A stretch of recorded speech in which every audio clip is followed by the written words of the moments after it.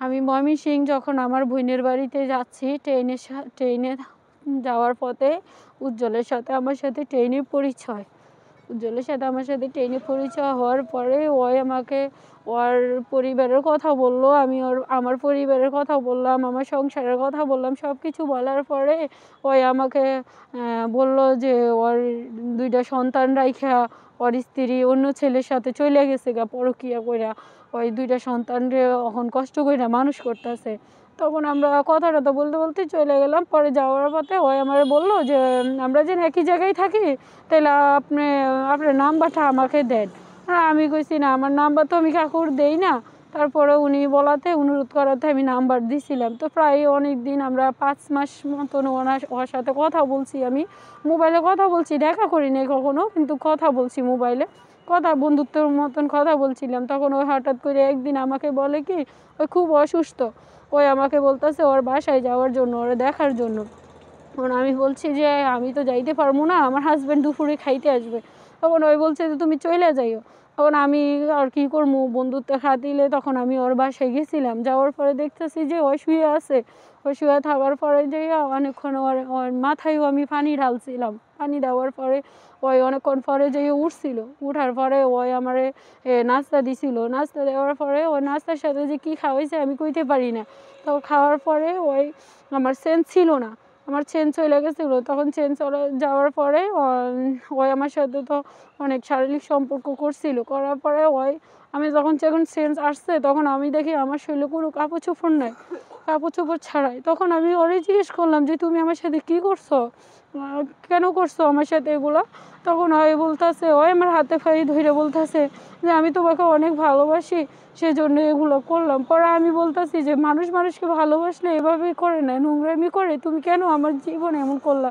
তুমি জানো আমার স্বামী আছে, সব কিছু আছে, তাহলে তারপরে তুমি আমার সাথে কেন এগুলো করছো?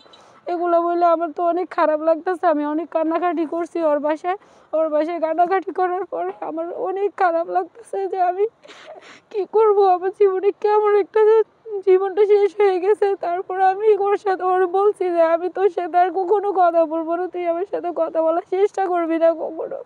তখন আমি ওর বাসা থেকে চলে আসছিলাম। বাসায় এসে তো আমার অনেক খারাপ লাগতেছে, অনেক কিছু লাগতেছে। পরে আর কি করার হয়, আমার এই 2 দিন পর্যন্ত ফোন দিচ্ছে, আমি ফোন ধরি না, আমি ফোন কাইটে দেই, মোবাইল বন্ধ করে দেই। তার মোবাইল খুললেই আমাকে ফোন দেয়। তখন আমাকে 2 দিন পরে একটা মেসেজ দিল যে তুমি আমার ফোনটা ধরো, তোমার সাথে কথা আছে, তোমাকে একটা কিছু দেখাবো। পরে আমি ওর ফোন ধরলাম, ধরার পরে জিজ্ঞেস করলাম কিন্তু কী দেখাবি তুই আমাকে? পরে বলতেছে যে তোমার এই মুহূর্তে কী ছাড়তেছি তুমি দেখো। তখন ওই যে আমার সাথে সম্পর্কগুলো করছিল, আমার সাথে এইগুলো করছিল, তো এইগুলো ভিডিও করছিল, ওইগুলো ভিডিও করে আমাকে পাঠাইছে। তখন আমি ভিডিওগুলো দেখে আমি বলতেছি ওরে যে তুই আমার কাছে কী চাস, তুই আমার সাথে কেন এমন করলি? ওরা আমাকে বলে তো আমাকে অনেক ভালোবাসে।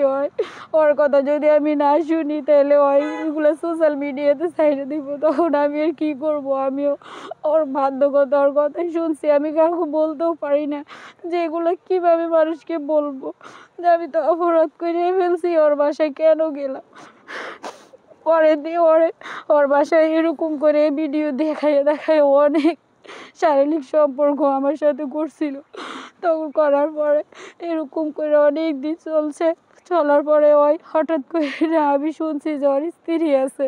তখন ওর স্ত্রী আসে চাই নাও, আমি ওর বাসায় যাই, ওর সাথে সিংলিট করছি যে তোর স্ত্রী থাকার সত্ত্বেও তুই কেন আমার সাথে এগুলো করলি?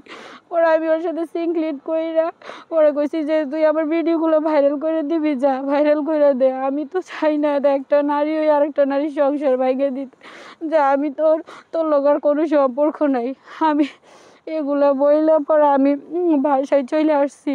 পরের দিন আমি আমার বোনের বাড়িতে আবার ময়মনসিংহ যাওয়ার পথে আমার মোবাইল ট্রেনের থেকে চুরি হয়ে গেছিলো। তখন আমার মোবাইল বন্ধ পাইয়া মানে পাগলের মতো হয়ে গেছে।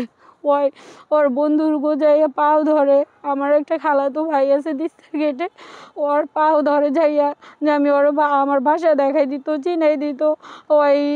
আমি সব কিছু যাই না গেছি, আমার ছাড়া বাঁচবে না, এই সেইগুলা তখন ওই গোপালপুরে 3 দিন আসছিল আমাকে খুঁজতে, ওই ছেলে বাসা দেখা দিয়ে দেয় নাই যে, এজন্য আমাকে খুঁজতে গোপালপুরে চলে আসছিল।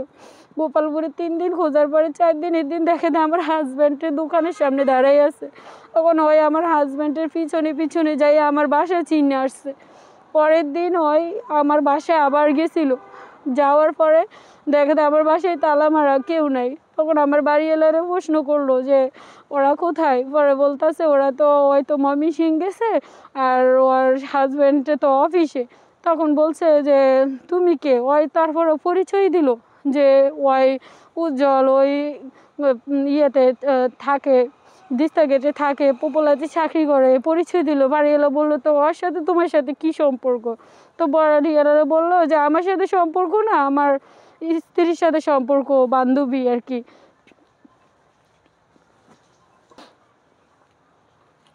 তখন আর কি ওই আমার সাথে পরের দিন আমার বাড়িওয়ালা থেকে নাম্বার নিয়ে ওই আমার বাসায় আসছে, আমার হাতে পায়ে ধরছে যে আমাকে ছাড়া বাঁচবে না, আমাকে ছাড়া ওই থাকতে পারতেছে না, ও আজকে 3 দিন ধরে খাওয়া দাওয়া ছেড়ে দিছে, সব কিছু করে দিছে।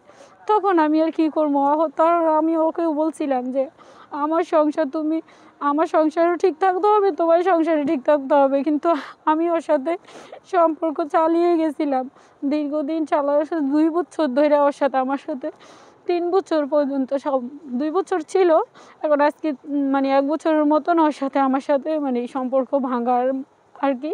ওর সাথে মানে আজকে 1 বছর ধরে এগুলো নিয়ে ঝগড়া বিবাদ, এগুলো নিয়ে দ্বন্দ্ব চলতেছে। ওই আরও 6-7 মাস আগেই ওই আমার হাজব্যান্ডের কাছে আসছে, আইসে আমার হাজব্যান্ডেরকে ছবিগুলো দেখাইছে, আমার সংসারটা ভেঙে দিছে। এ পর্যন্ত মানে ওর সাথে আমার সাথে মানে যেদিন আমার সংসার ভেঙে দিছে তারপর থেকে দৌড়ে ওর সাথে আমার সাথে মানে সম্পর্ক বিচ্ছিন্ন আর কি। ওই আমার সাথে আর কোনো কথা বলে না, আমার সাথে সম্পর্ক রাখে না, আমার আরও অনেক খারাপ কথা বলে। আমার সংসারটা ভেঙে দিয়ে আমার সন্তান আমার কাছ থেকে নিয়ে, আমার স্বামী আমার কাছ থেকে নিয়ে আজকে আমার রাস্তায় দাঁড়াই দিয়ে আমার মৃত্যুর পথে আমাকে ঠেলে দিয়ে আজকে ওই আমার কাছ থেকে চলে গেছে। ওই আজকে দূরে চলে গেছে, আমার জীবনটা পুরো শেষ করে দিচ্ছে।